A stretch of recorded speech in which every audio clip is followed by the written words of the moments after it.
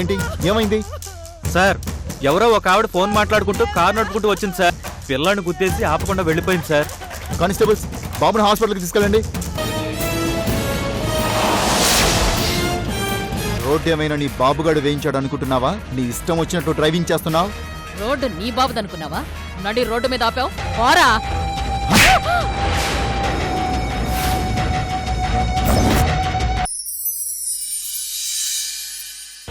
మీరు ఆగండి, నేను మాట్లాడుతున్నాను కదా.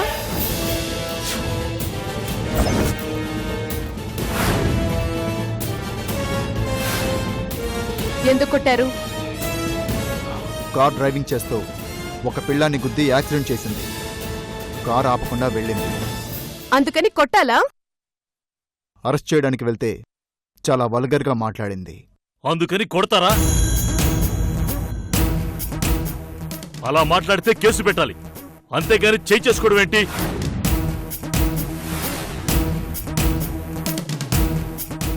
ఆవిడ్ని అరెస్ట్ చేసింది ఎవరు?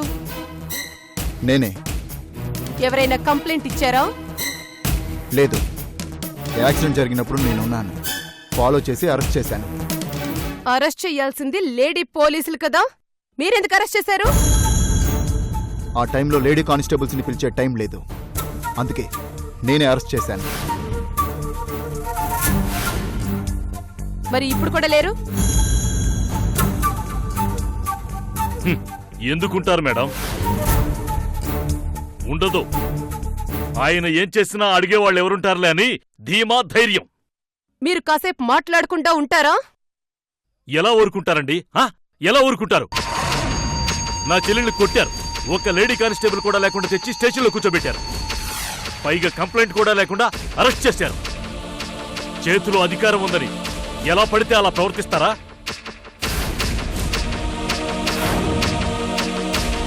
నీ చేతిలో అధికారం ఉంటే నా చేతిలో పదవి ఉంది.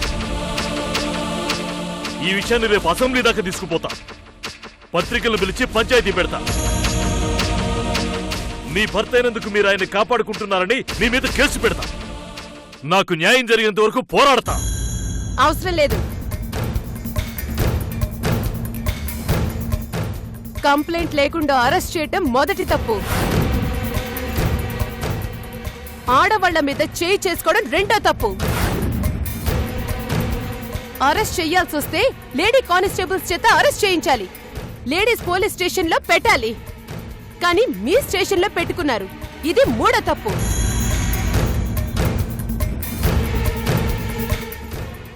దీని మీద మీ సంజయ్షి ఏంటి? పొగరు పొగరు పట్టిన మనిషి సంజాయిషీలేమిస్తాడు? ఏయ్, ఎక్కువ వాగావో. Shut up!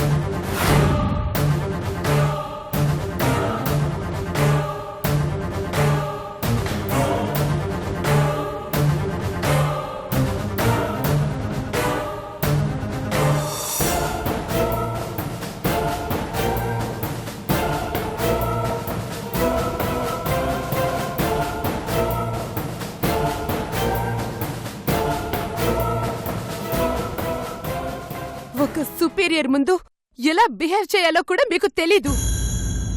మీరు చేసిన ఈ తప్పులకి మిమ్మల్ని 15 డేస్ సస్పెండ్ చేస్తున్నాను.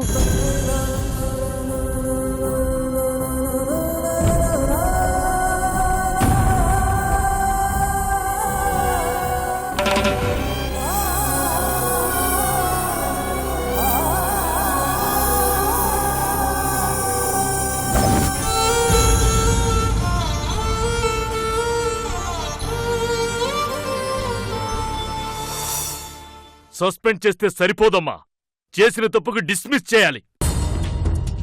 నా పరిధిలో నేనేం చేయాలో నేను చేశాను.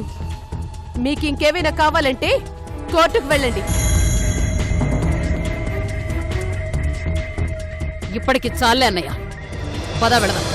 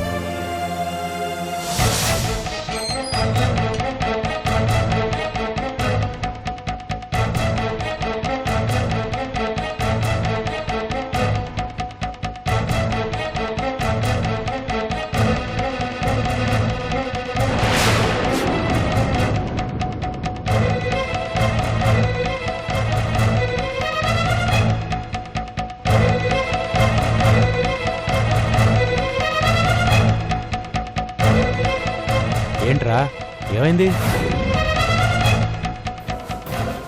ఒక సుపీరియర్ ముందు ఎలా బిహేవ్ చేయాలో కూడా మీకు తెలీదు. మీరు చేసిన ఈ తప్పులకి మిమ్మల్ని 15 డేస్ సస్పెండ్ చేస్తున్నాను. ఎందుకు అంత చిరాగ్గా ఉన్నావు? స్టేషన్లో ఏదైనా గొడవ?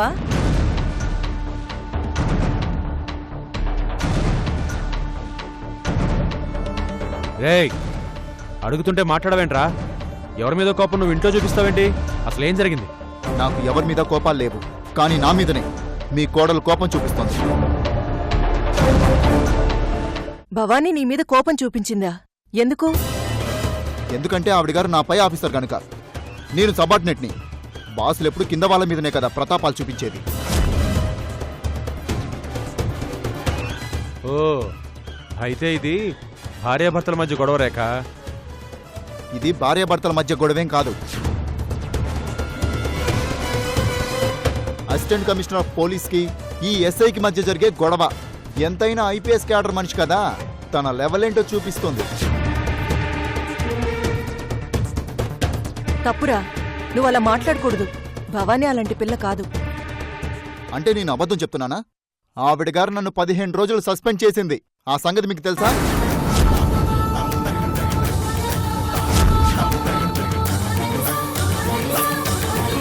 నిన్ను భవానీ సస్పెండ్ చేసిందా? ఎందుకురా?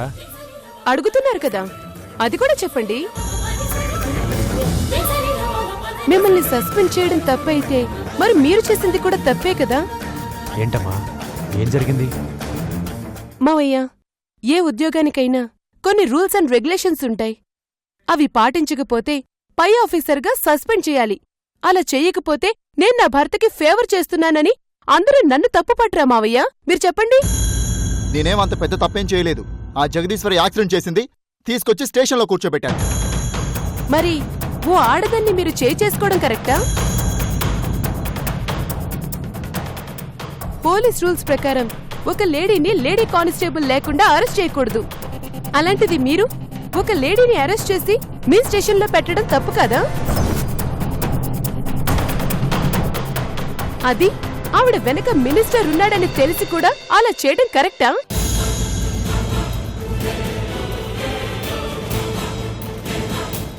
ఆ జగదీశ్వరి సంగతి నీకు తెలుసా? మన ఉష చనిపోవడానికి కారణం తను. గౌరీ గీసిన బొమ్మ ఆ జగదీశ్వరిదే. ఆ కేసులో అరెస్ట్ చేయడానికి వెళితే అరెస్టు కానికుండా ఆ మినిస్టర్ అడ్డు తగిలాడు. అందుకని ఆ కక్ష ఇలా తీర్చుకుంటున్నారా? అలాంటి వాళ్ళని ఇలాగే పట్టుకోవాలి. చూడండి, మీరు ఇందాకటి నుంచి మాట్లాడిన దాంట్లో పర్సనల్ బెంచెస్ తప్ప పోలీస్ రూల్స్ ని ఒక్కటైనా ఫాలో అయ్యారా? వాళ్ళదే పాయింట్ అవుట్ చేశారు.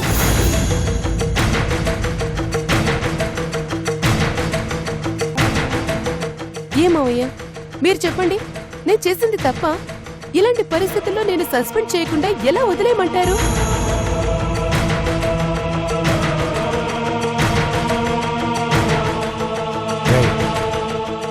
భవానీ చేసిన దాంట్లో తప్పేం లేదురా. తనలా చేసుండకపోతే మళ్ళీ భవానీనే తప్పట్టుండేవాడు.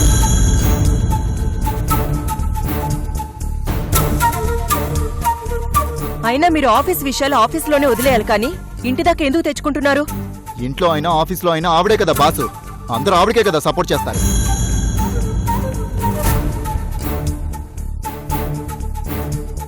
అది కాదు జీకే. నాకేం చెప్పొద్దులేమ్మా. ఎంతైనా మీకు తనే ఇష్టం. సస్పెండ్ చేయాలంటే 1 రోజు 2 రోజులో చేయొచ్చు. 15 రోజులు చేయాల్సిన అవసరం లేదు. ఆవిడ గారు చాలా స్ట్రిక్ట్ అని అందరి దగ్గర సర్టిఫికెట్స్ తెచ్చుకోవాలి కదా. అది కాదండి. Shut up!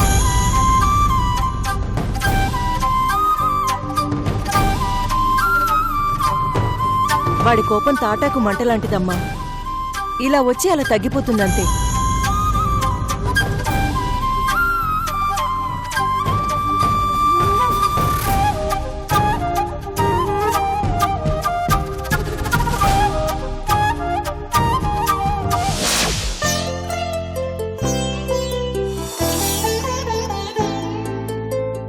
Congratulations madam. Thank you. Welcome sir. Thank you. Wish you happy married life. Thank you అండి. వెల్కమ్. శ్యామ్, ఈయన మూర్తి గారు, ఫైనాన్స్ మేనేజర్. నమస్తే అండి. నమస్తే అండి. ఈయన సుధాకర్ గారు, వర్కర్స్ మేనేజర్. హలో అండి. నమస్తే సార్. ఆయన సుబ్రహ్మణ్యం గారు, ఈయన కృష్ణమూర్తి గారు. నమస్తే. అందరికీ నమస్కారం. నా పేరు మేఘశ్యామ్. ఈ రోజు నుంచి ఈయన్ని కంపెనీకి సీనియర్ మేనేజర్గా నియమిస్తున్నాను.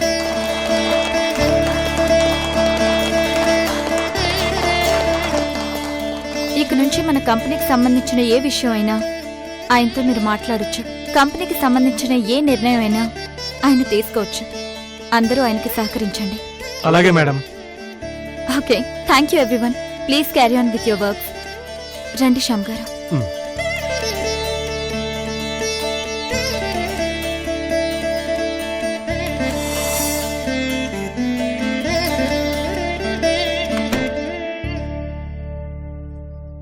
కూర్చోండి శ్యామ్ గారు.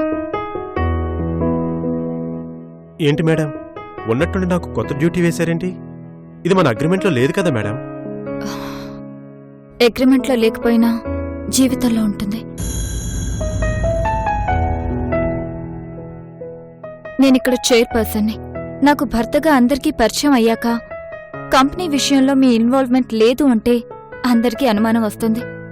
అందుకే మీకొక పోస్ట్ ఇచ్చాను. సీనియర్ మేనేజర్ పోస్ట్ ఇచ్చారు, మరి వర్క్ లోడ్ కూడా సీరియస్గానే ఉంటుంది కదా మేడం? ఇంటర్వ్యూకి వచ్చినప్పుడే మీ క్వాలిఫికేషన్స్ అన్నీ తెలుసుకున్నాను. కావాలని మిమ్మల్ని ఈ పోస్ట్లో పెట్టాను. మరి జీతం? మీరే చెప్తూ ఉంటారు కదా, మీది కాని ఒక్క రూపాయి కూడా మీరు ఆశించరు అని. మీరు పడే కష్టానికి ఎంత విలువ కట్టుకుంటారో మీరే చెప్పండి. అలా అన్నారు బాగుంది, కానీ ఒక షరతు. మీరిచ్చే అమౌంట్ మొత్తం వైట్ ఇవ్వండి, ఇన్కమ్ ట్యాక్స్ కట్ చేసి ఇవ్వండి. మా కంపెనీ అసలు బ్లాక్ మనీయే ఇవ్వదండి. చూడండి శ్యామ్ గారు, నేనేం చేసినా నా కంపెనీ బావుండాలని, నన్ను నమ్ముకున్న వాళ్ళు బావుండాలని చేస్తాను. కాబట్టి మీరిక్కడ ఉన్నంతకాలం అది దృష్టిలో పెట్టుకోండి. మీరు చేసే ప్రతి పని వెనుక నా పరువు మర్యాదలుంటాయని మీరు గమనిస్తే నాకంతే చాలండి. అయ్యో, ఆ విషయం మీరు చెప్పాలా మేడం? నాకు డబ్బు అవసరం, అంతేగాని బలహీనత కాదండి. అవతల వాళ్ళ బలహీనత క్యాష్ చేసుకునే అనే ఆలోచన నా రక్తంలోనే లేదండి. నేను అగ్రిమెంట్ చేసింది మీకు భర్తగా నటిస్తాను అని. ఆ విషయంలో నేను చాలా క్లియర్గా ఉన్నాను. మీ భర్తగా మీ పరువు నిలబెట్టడం కూడా మన అగ్రిమెంట్లో ఒక భాగం అండి. కాబట్టి ఆ బాధ్యత కూడా నేనే తీసుకుంటున్నాను. ఇక మీరు ప్రశాంతంగా ఉండండి. థ్యాంక్స్ అండి. కూర్చోండి.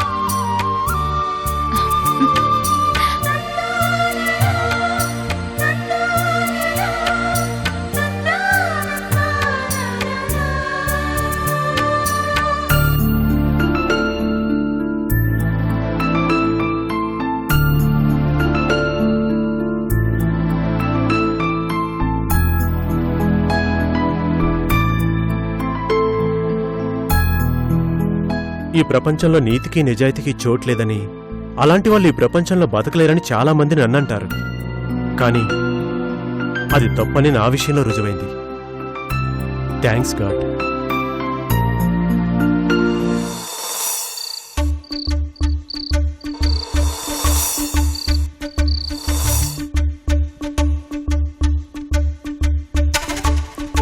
భవానీ, భోజనానికి రామ్మా.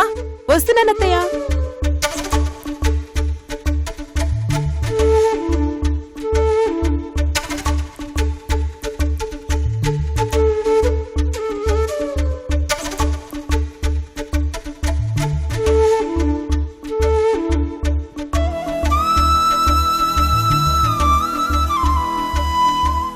రఘు, భోజనానికి రా.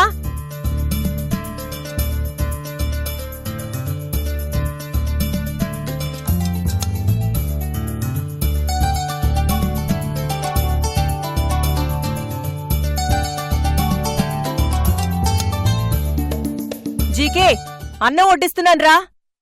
రా తొందరగా.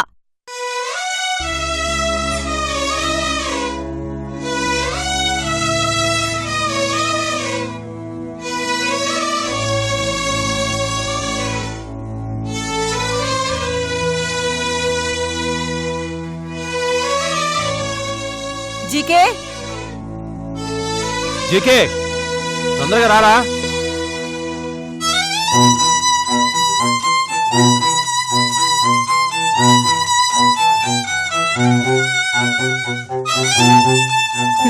వీడు అలిగినట్టున్నాడండి. పెళ్ళ వచ్చినా ఇంకా ఈ అలుగుడేంటో, ఎప్పటికి మారతాడో ఏంటో. రేఖ, నేను వెళ్ళి తీసుకొస్తాను.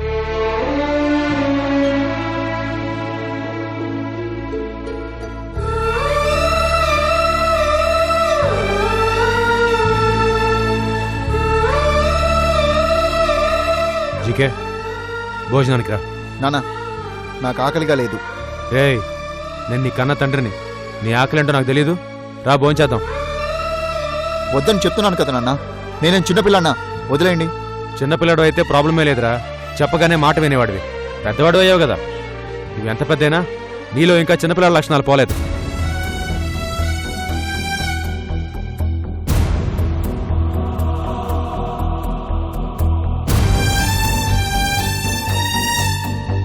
జీకే, అసలు నీ ప్రాబ్లం ఏంట్రా? నీ ఆవిడ నేను సస్పెండ్ చేసిందనేగా. రేయ్, భర్త తప్పు చేస్తే శిక్షించే భార్య దొరికినందుకు నువ్వు సంతోషించాలరా, అంతేగాని ఇలా ఊరికి కోపం తెచ్చుకోకూడదు. నేనేం తప్పు చేయలేదు. రేయ్, ఎందుకు ఇలా అడ్డంగా వాదిస్తున్నావు? నువ్వు ఇలా వాదిస్తే ఎవరో ఏం చేయలేరు.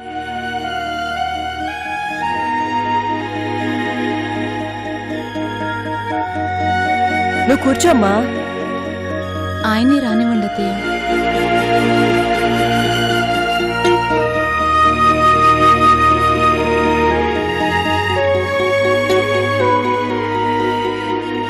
రేయ్, నా మాట వినరా.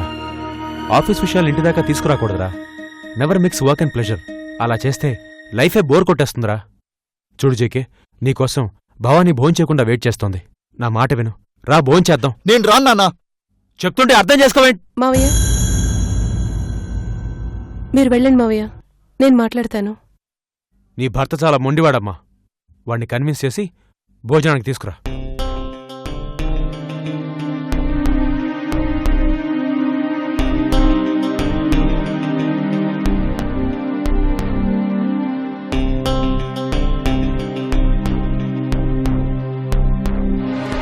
ఏంటి ఇంకా ఇక్కడే నిలబడ్డావు? వెళ్ళు. అసలేంటి మీ ప్రాబ్లం చెప్పండి. నేను మిమ్మల్ని సస్పెండ్ చేశాను, అంతేనా?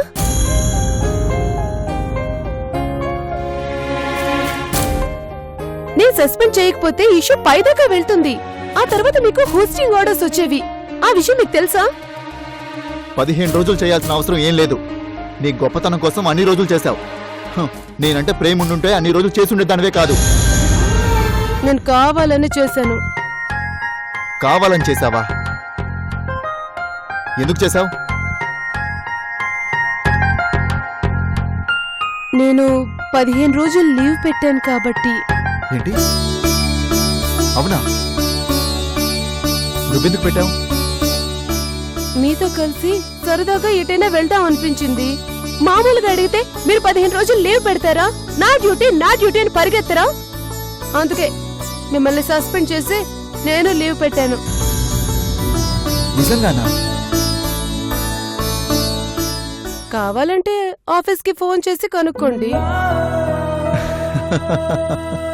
అమ్మయ్యా, ఇప్పటికి నవ్వొచ్చిందండి అయ్యగారి మొహంలో.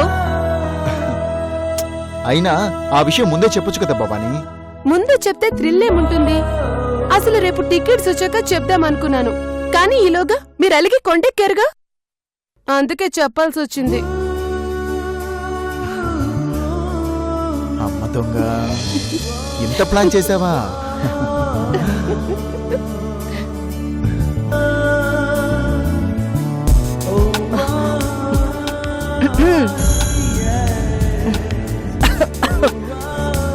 ఒరేయ్, ఎంతసేపు అలా నిలబడతారా? భోజనానికి రండి, అవతల మీ డాడీ వెయిట్ చేస్తున్నారు. అలాగే అత్తయ్య.